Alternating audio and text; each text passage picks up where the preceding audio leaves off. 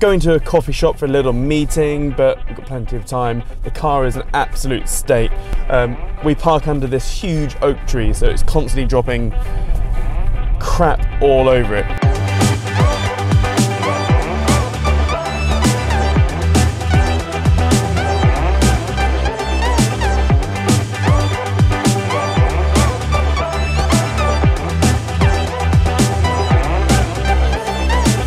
The thing I want to talk about today is entrepreneur delusion. Most business owners, they create a business from scratch, they run it, grow it, then eventually try to sell it.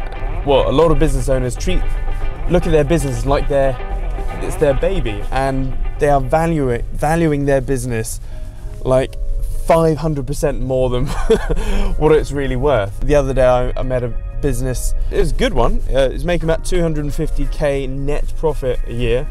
But the person was valuing it at around 3 million quid. And I thought, there's no possible, whoop, okay, we're here now. I'll come back to you. The worldwide average is 2.8 times EBITDA, so basically 3 times earnings.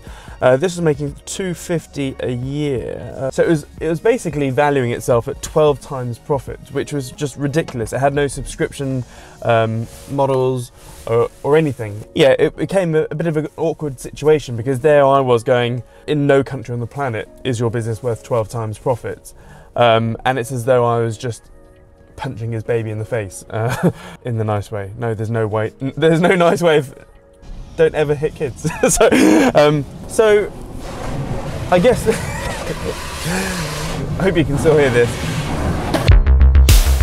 Another form of entrepreneur delusion is something which I see quite a lot, and my Facebook inbox is inundated with people going, hey, I've got this $1 billion idea, all it needs is, 200 grand or 2 million pounds or whatever, and it will be it will make billions. Ideas are worth jack shit, really. I mean, the graveyard is full of ideas, or £1 billion ideas. And Otto Rohwedder, that's a good example. So Otto Rohwedder, hopefully I've got the name correctly, he invented sliced bread as we know it. He basically created a machine which sliced loaves of bread and then wrapped them in cling film or plastic of some sort. You would have thought that is an amazing, well, it is an amazing idea, but he made no money for the first, I think, 15 years. Like, he went bust trying to sell his best thing since sliced bread type thing, or machine.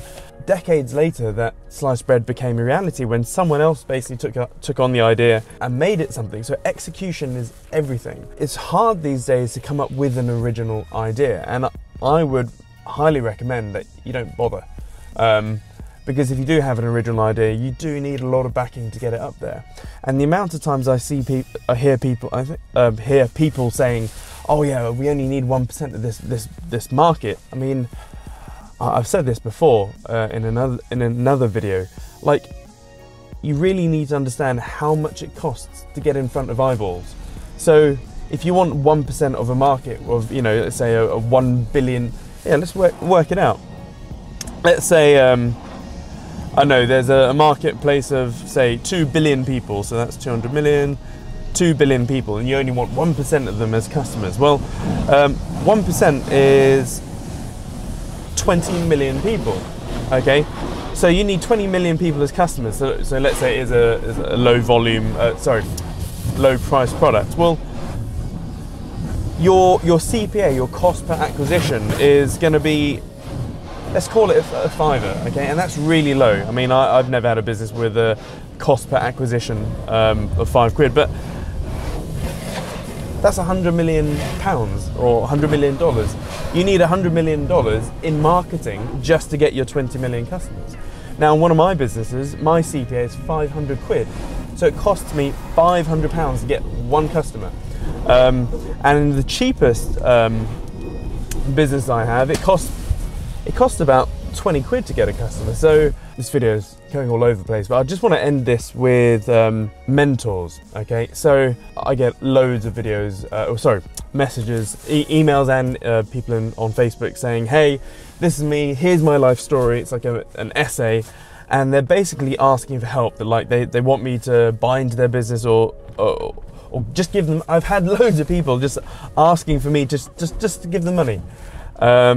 Or or can I be their mentor, or, you know, can I go around their house and, you know, get them on their feet? And the honest answer is no, I don't have time to do that. And the thing is, it's better to learn how to fish rather than to receive fish. So you got to go through the process. There's no shortcut. And unfortunately, a lot of these messages, it's literally like, here's my whole life story, and like they want something handed on their plate.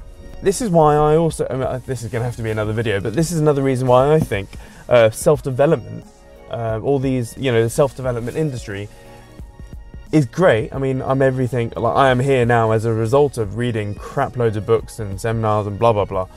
But it can be very misleading if you don't get it, because you may see someone on stage or someone on a book going, hey, you need to do this, this, this, and this.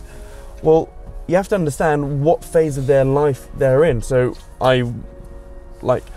this person may have a business, you know, with hundreds of staff, and he may be saying, oh, you need to do this, this, and this, but that may be the worst advice you could possibly do or take if you're, say, a business owner with no staff or whatever. So you have to understand which advice is relevant. If you're basically starting out and you're not sure what you want to do, or you want to get into business, I made an article which is just for you. There's a whole bunch of action points, you know, books to read and things to do, and yeah, basically I send everyone this link, knowing that 99% of people will do jack shit about it, and I'm more than happy to spend time on the phone or in person with those that actually go through these action points. So yeah, it's therealistictrader.com/punched in the face. So yeah, have a look at that, and I'll see you later. Oh, thank you, and don't forget to hit the like button, and please subscribe, and you'll see my videos first. Cheers, bye.